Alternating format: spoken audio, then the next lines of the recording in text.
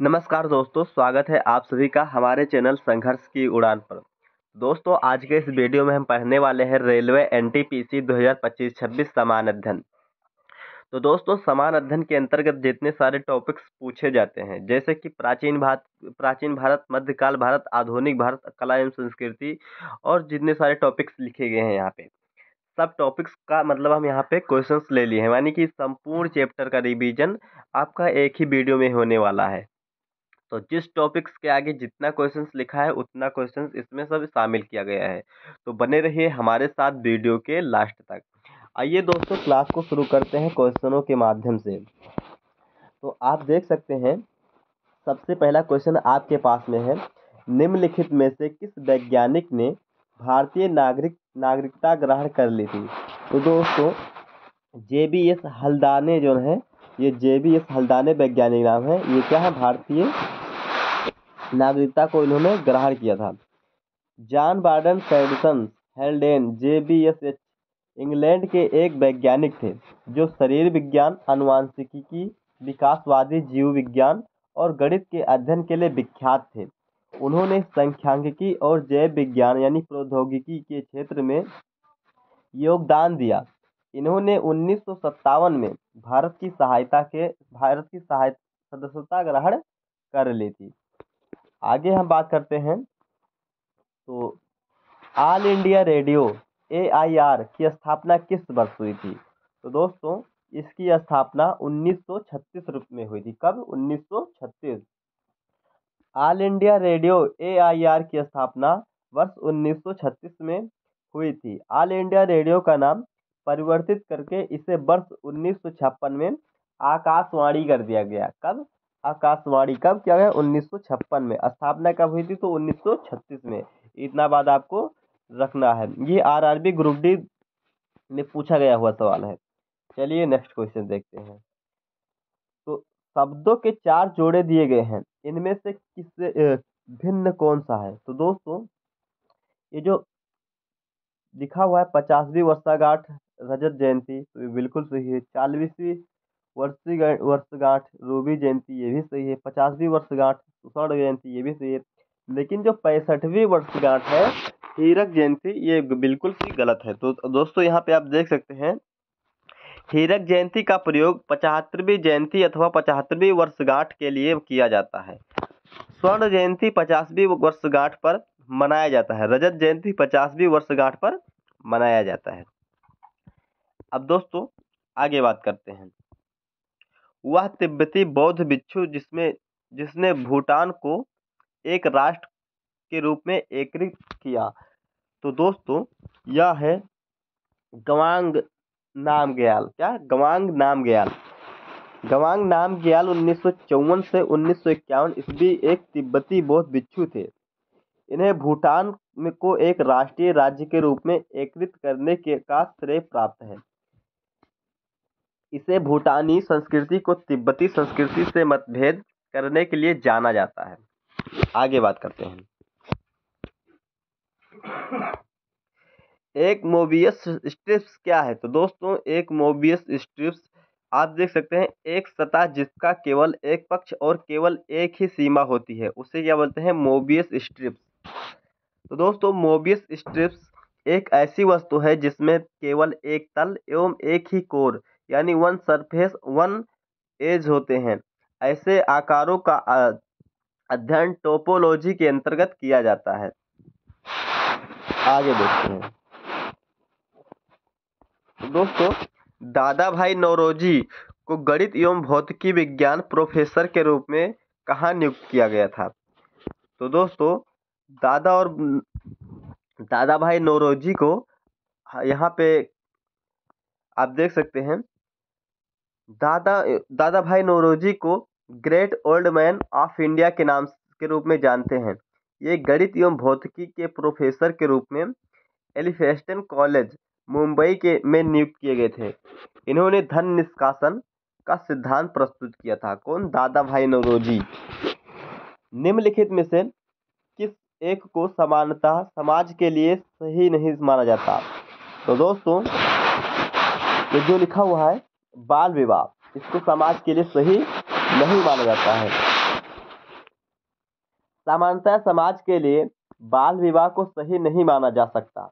बाल विवाह रोकने के लिए राम मोहन राय के प्रयासों में ब्रिटिश सरकार के द्वारा एक आयोग की स्थापना की गई। भारत सरकार ने बाल विवाह निषेध अधिनियम 2006 में लागू किया था। कब? 2006 में। किसके सहायता से? राजा राम मोहन राय के। और किसके सरकार में? अंग्रेजों के सरकार में। निम्नलिखित पद्धतियों में कौन सा मानव वैज्ञानिकों द्वारा मनुष्य के बारे में नई जानकारी हासिल करने के लिए मुख्यतः प्रयोग किया जाता है? तो दोस्तों फील्ड वर्क। क्या? Field work. फील्ड वर्क मानव वैज्ञानिकों द्वारा मनुष्य के बारे में नई जानकारी हासिल करने के लिए मुख्यतः प्राप्त की जाती है। यह रिपोर्ट सामाजिक विज्ञान जैसे सामाजिक कार्य, मानव विज्ञान, जीरोएंटोलॉजी, आपराधिक न्याय, शिक्षा, कानून, स्वास्थ्य देखभाल, व्यवसाय आदि का अध्ययन किया जाता है। आगे बात करते हैं। एक संस्कृति की मान्यताओं, मूल्यों एवं प्रथाओं संबंधित सिद्धांतों को उस संस्कृति के दृष्टिकोण से क्या कहा जाता है? तो दोस्तों ये इसको कहा जाता है सांस्कृतिक सापेक्षवाद। क्या? सांस्कृतिक सापेक्षवाद। एक सांस्कृतिक की मान्यताओं, मूल्यों एवं प्रथाओं संबंधित सिद्धांतों को सांस्कृतिक सापेक्षवाद कहते हैं। सांस्कृतिक सापेक्षवाद का मानना है कि प्रत्येक संस्कृति अपनी विश्व दृष्टि के प्रतिनिधित्व के रूप में जानी जाती है। आगे बात करते हैं। भूगणित क्या है? तो दोस्तों भूगणित एक प्रकार का गणित की वह पर शाखा है जो पृथ्वी के आकार और क्षेत्रफल से संबंधित है। उसे क्या बोलते हैं? भूगणित। भूगणित यानी जियोलॉजी, भौतिकी एवं गणित की वह शाखा है जो मापन एवं प्रक्षेपण के आधार पर पृथ्वी के सतह पर स्थित बिंदुओं की सही त्रिविम स्थिति यानी 3 डायमेंशन पोजीशन का निर्धारण करता है। उसे क्या बोलते हैं? भूगणित बोलते हैं। आगे बात करते हैं। प्रसिद्ध यात्री जहाज टाइटैनिक किस देश का था? तो दोस्तों यह ग्रेट ब्रिटेन का था। कहाँ का था? ग्रेट ब्रिटेन का।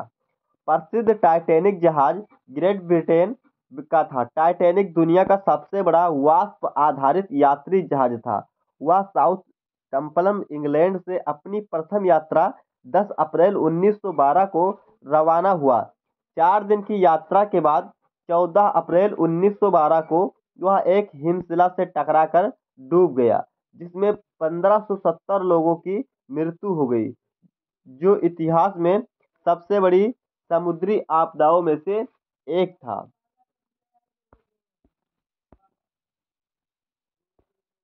तो दोस्तों विश्व भारती विश्वविद्यालय संस्था की स्थापना सन 1921 में रविंद्रनाथ टैगोर ने पश्चिम बंगाल के शांति निकेतन में की थी। भारत के केंद्रीय विश्वविद्यालयों में ये एक है। आपसे क्वेश्चन पूछा है कि भारतीय वैज्ञानिक संस्थान कहाँ पर स्थित है? तो दोस्तों यह कहाँ पे है? बेंगलुरु में। कहाँ पे? बेंगलुरु में है। और हम बात कर लेते हैं। भारतीय विज्ञान संस्था बेंगलुरु में स्थित है। कुछ प्रमुख अनुसंधान संस्था तथा उसके केंद्र, जैसे कि कानपुर में बात करें तो कानपुर में भारतीय दलहन अनुसंधान संस्थान है। ठीक है। और अगर हम मुंबई की बात करें तो दोस्तों मुंबई में भाभा परमाणु अनुसंधान केंद्र है। अगर हम चेन्नई की बात करें तो राष्ट्रीय जैव विविधता प्राधिकरण है। ठीक है। क्या? राष्ट्रीय जैव विविधता प्राधिकरण। अगर हम बात करें सालारजंग म्यूजियम कहाँ स्थित है? तो आप कहेंगे कि ये हैदराबाद में है। सालारजंग म्यूजियम कहाँ पे है? तो हैदराबाद में। सालारजंग संग्रहालय भारत का एक प्रसिद्ध और पुराना कला संग्रहालय है जो हैदराबाद यानी कि तेलंगाना में स्थित है। यह एशिया का सबसे बड़ा और पुराना संस्थान है। केंद्रीय धन अनुसंधान संस्थान इनमें से किस शहर में स्थित है? तो दोस्तों यह कटक में है। उड़ीसा के कटक में स्थित है। केंद्रीय धन अनुसंधान संस्थान कटक शहर में स्थित है। इसकी स्थापना वर्ष 1946 में हुआ था। कब? 1946 में की गई थी। आगे बताते हैं। साहित्य अकादमी मुख्यालय भारत के किस शहर में स्थित है? तो दोस्तों यह नई दिल्ली में है। कहाँ पे? नई दिल्ली में। साहित्य अकादमी विभिन्न भाषाओं की आकृतियों की राष्ट्रीय अकादमी है। इसका गठन 12 मार्च 1954 को किया गया।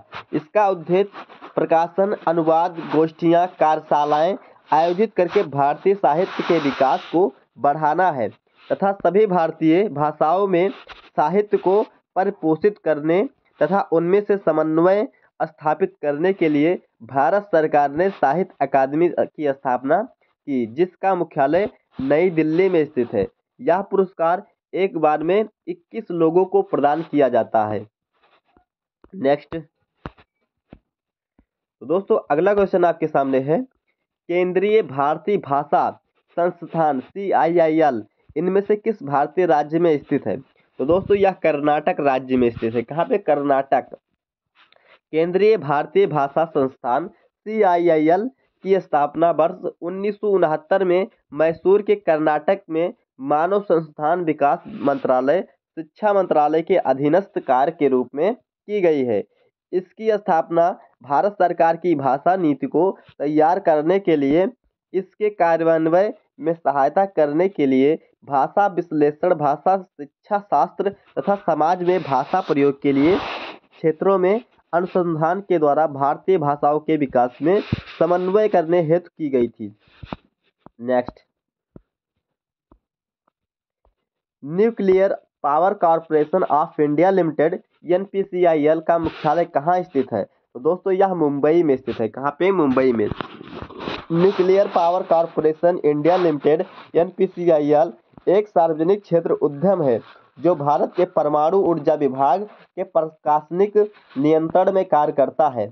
इसका मुख्यालय मुंबई में स्थित है। वर्ष 1987 में कंपनी अधिनियम 1956 के अंतर्गत इस कंपनी को सार्वजनिक लिमिटेड कंपनी के तौर पर पंजीकृत किया गया। इसका उद्देश्य भारत सरकार की योजनाओं और कार्यक्रमों के तहत परमाणु ऊर्जा संयंत्रों के संचालन और बिजली उत्पादन के लिए परमाणु ऊर्जा परियोजनाओं को लागू करना है। नेक्स्ट, भारतीय पशु कल्याण परिषद की स्थापना किस वर्ष हुई थी? तो दोस्तों यह 1962 में हुई थी। भारतीय पशु कल्याण बोर्ड एक वैधानिक सलाहकार निकाय है जिसकी स्थापना वर्ष 1962 में पशु क्रूरता निवारण अधिनियम 1960 के तहत की गई थी। यह पशु कल्याण के मामलों पर भारत सरकार के पर्यावरण, वन और जल परिवर्तन मंत्रालय को सलाह प्रदान करता है। भारतीय पशु कल्याण बोर्ड का मुख्यालय हरियाणा के बल्लभगढ़ में है। कहाँ पे? हरियाणा के बल्लभगढ़ में। नेक्स्ट, भारत इलेक्ट्रॉनिक्स लिमिटेड का मुख्यालय कहाँ पर स्थित है? दोस्तों भारत इलेक्ट्रॉनिक्स लिमिटेड का मुख्यालय यहाँ बेंगलुरु में है। कहाँ पे? बेंगलुरु में है। भारत इलेक्ट्रॉनिक्स लिमिटेड का मुख्यालय बेंगलुरु में स्थित है। भारत इलेक्ट्रॉनिक्स लिमिटेड भारत सरकार के रक्षा मंत्रालय के अधीनस्थ है। एक सैन्य एवं नागरिक उपकरण एवं संयंत्र निर्माणी है।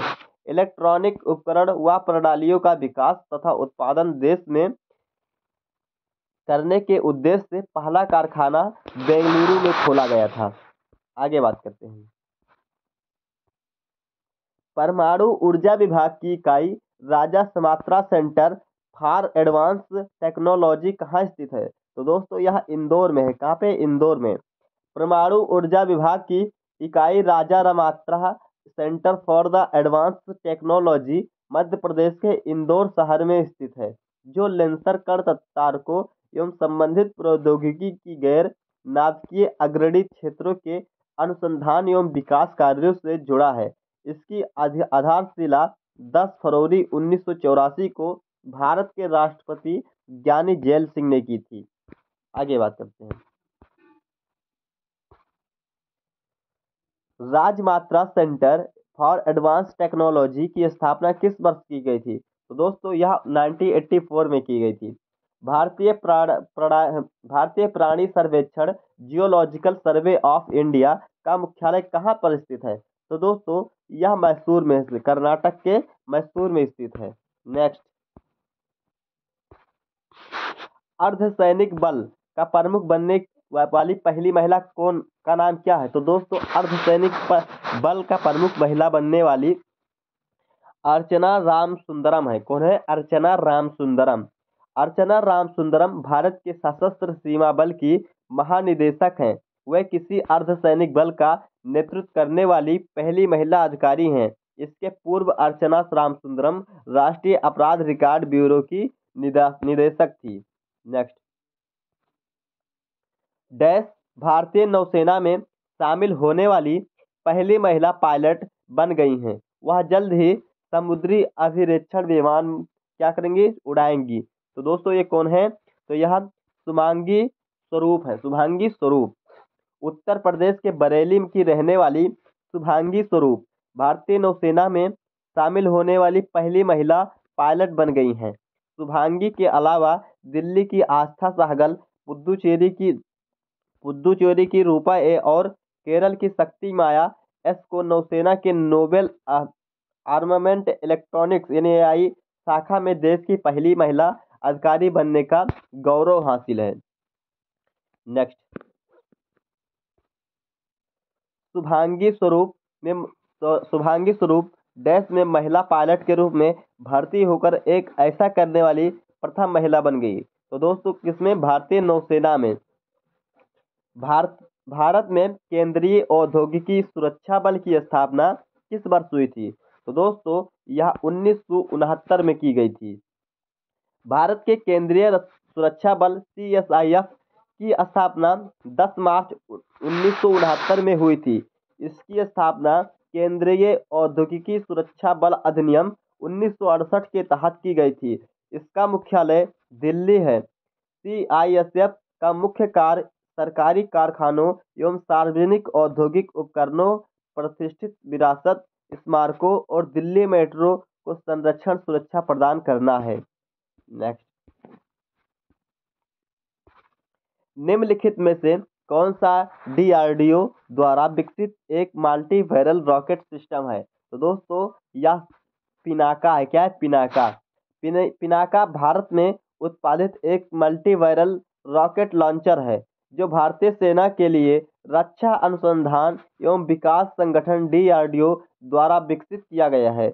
इसके द्वारा मात्र 40 सेकंड में ही 100 किलोग्राम वजन के एक के बाद एक 12 रॉकेट प्रक्षेपित किए जा सकते हैं। त्रिशूल कम दूरी की जमीन से हवा में मार करने वाली मिसाइल है। पृथ्वी जमीन से जमीन पर मार करने वाला कम दूरी और बैलिस्टिक प्रक्षेपण धनुष मिसाइल स्वदेशी तकनीकी से निर्मित पृथ्वी प्रक्षेपास्त्र नौसैनिक संस्करण जो 500 किलोमीटर तक आयुध ले सकता है। नेक्स्ट, निम्नलिखित में से कौन सी भारत द्वारा विकसित सतत समूह पर पार करने वाली महिला महानिदेशीय रेंज की बैलिस्टिक मिसाइल है, तो दोस्तों अग्नि 5 अग्नि श्रृंखला के सबसे लंबी अंतर महाद्वीपीय बैलिस्टिक मिसाइल ICBM है जिसकी रेंज 5000 किलोमीटर से अधिक है। यह भारत की स्वदेशी रूप से विकसित अंतर महाद्वीपीय सतह से सतह पर मार करने वाली परमाणु सक्षम बैलिस्टिक मिसाइल है। इसे एकीकृत कर निर्देशक मिसाइल विकास कार्यक्रम के तहत रक्षा अनुसंधान एवं विकास संगठन DRDO द्वारा विकसित किया गया है।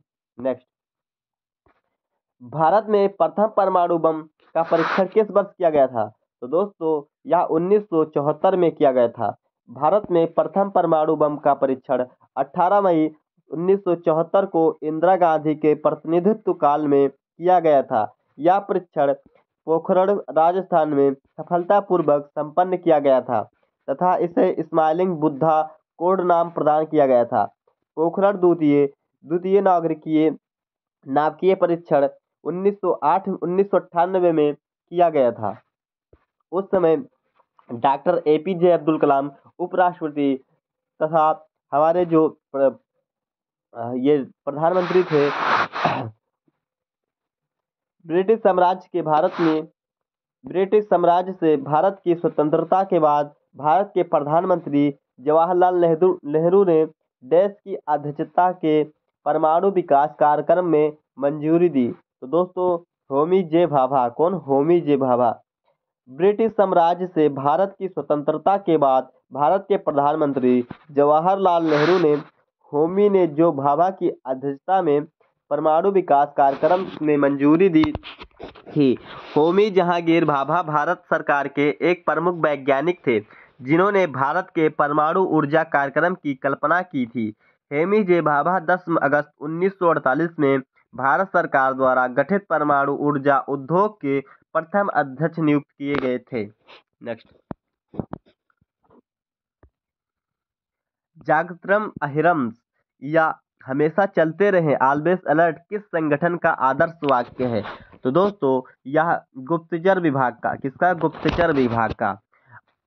आसूचना ब्यूरो या इंटेलिजेंस ब्यूरो या गुप्तचर विभाग भारत की आंतरिक खुफिया एजेंसी है। इसे 1947 में गृह मंत्रालय के अधीन केंद्रीय खुफिया ब्यूरो के रूप में पुनर्निर्मित किया गया था। इसका आदर्श वाक्य है जागत्रम अहिरम, यानी कि हमेशा चलते रहें।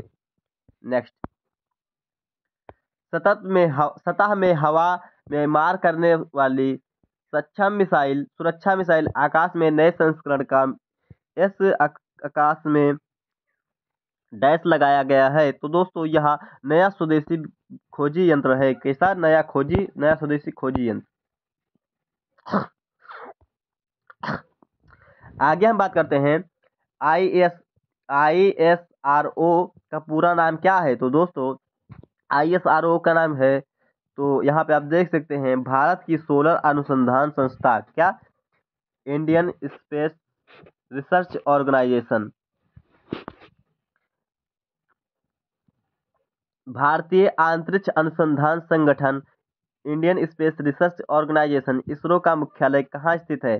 तो दोस्तों इसका मुख्यालय कहाँ पे है? तो ये बेंगलुरु में है। कहाँ पे? बेंगलुरु में। नेक्स्ट,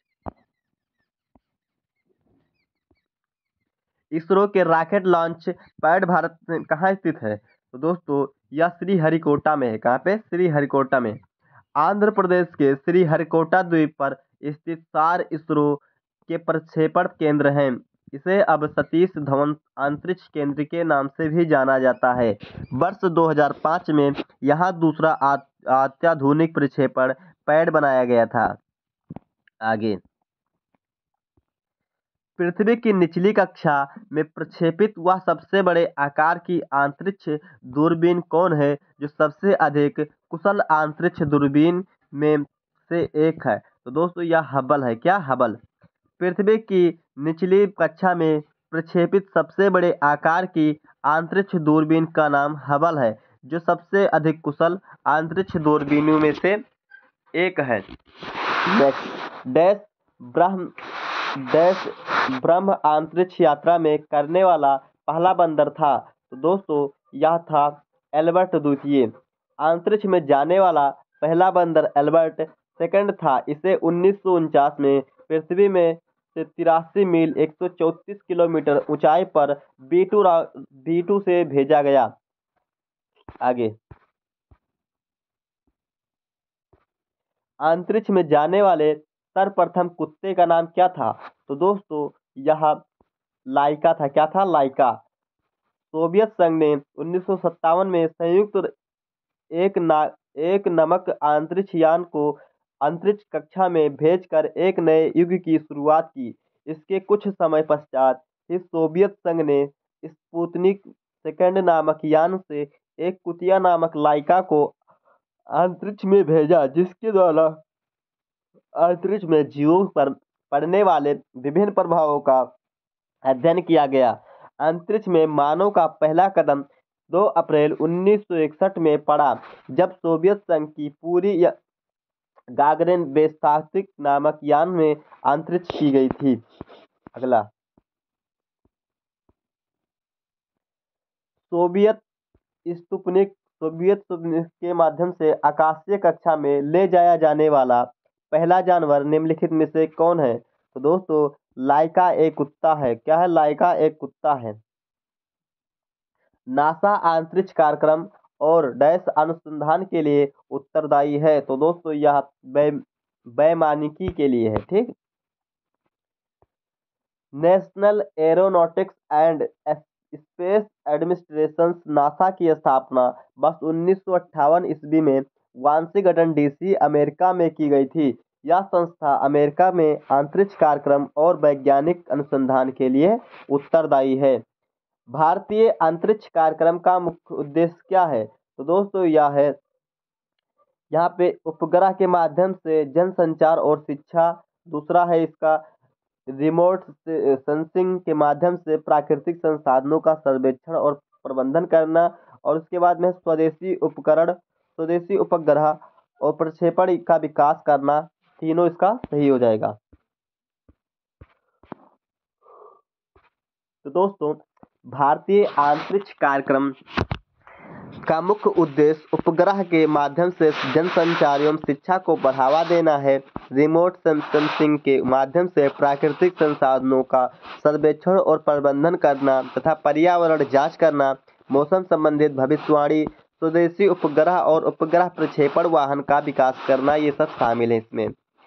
अगला, देश का पहला उपग्रह जिसे अमेरिका द्वारा 1958 में प्रक्षेपित किया गया था। तो दोस्तों, यह क्या है, एक्सप्लोरो फर्स्ट संयुक्त राज्य अमेरिका द्वारा सफलतापूर्वक लॉन्च किया गया था। इसे 31 जनवरी 1958 को लॉन्च किया गया। दुनिया का पहला कृत्रिम उपग्रह जो 83.6 किलोग्राम के बीच बाल के आकार था, इसके द्वारा लॉन्च किया गया था। आगे, दुनिया का पहला कृत्रिम उपग्रह जो 83.6 किलोग्राम के बीच बाल के आकार था, किसके द्वारा लॉन्च किया गया था? तो दोस्तों, यह सोवियत संघ यानी यूएसएसआर के द्वारा लॉन्च किया गया था, जिसे अब वर्तमान में हम रूस के नाम से जानते हैं।